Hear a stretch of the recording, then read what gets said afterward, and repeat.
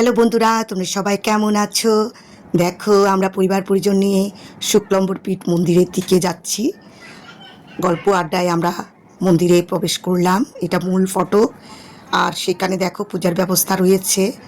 আমরা সেখান থেকে ফল ফ্রুট কিনে মন্দিরের দিকে প্রবেশ করেছি। দেখো, এটা মূল মন্দির।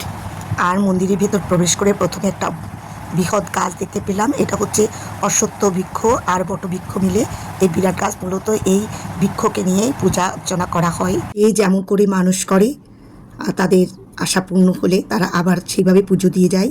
তো দেখো, আমরা প্রথমে গাছটাকে জল অর্পণ করলাম, এরপর তেল সিন্দুর অর্পণ করলাম, তারপর আমরা তিনজা মিলে আবার একটা ফুলও নিবেদন করলাম। এরপর প্রণাম করে আমরা দিঘির কাছে আসলাম। এই দিঘির একটা মান্যতা হচ্ছে, জলে দুধ দেওয়া হয়, দুধটা নিচের দিকে চলে যায়। দেখো, তার প্রমাণ আমরা দেখতে পাচ্ছি। মিশে না গিয়ে দুধটা গভীরে চলে যাচ্ছে। প্রবাদ আছে, এক সময় মরা গরু জীবিত হয়েছে। সেই থেকে গরু প্রথম বাচ্চা দিলে তার প্রথম দুধটা এখানে দেওয়া হয়। তারপর দেখো, এটা হচ্ছে মন্দির, আর এই গাছকে ঘিরে মন্দিরটা স্থাপন করা হয়েছে। অনেক সুন্দর কারুকাজ। আর এটা হচ্ছে রন্ধনশালা।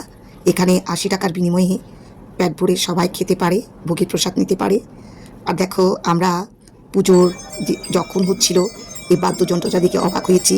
মানুষের কোনো প্রয়োজন নেই, খুব সুন্দর করে যন্ত্রের মাধ্যমে ঢাক ঘণ্টা বাজানো হচ্ছে পূজার মাঝখানে মাঝখানে। আর বন্ধের সময় অনেক মানুষের সমাগম হয়, দেখতে পাচ্ছ। পূজার শেষে আমরা ভোগের প্রসাদ নিয়েছি, 2 তরকারি, ডাল, ভাত। আর ভোগের প্রসাদটা অনেক সুস্বাদু ছিল। এই দিদিমার কাছ থেকে অনেক তথ্য জানলাম।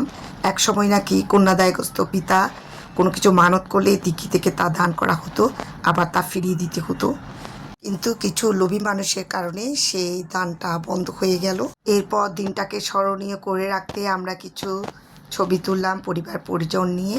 তো আমার এই ব্লগটা তোমাদের কেমন লাগলো আমাকে কমেন্টে জানাবে। আজকের জন্য টাটা।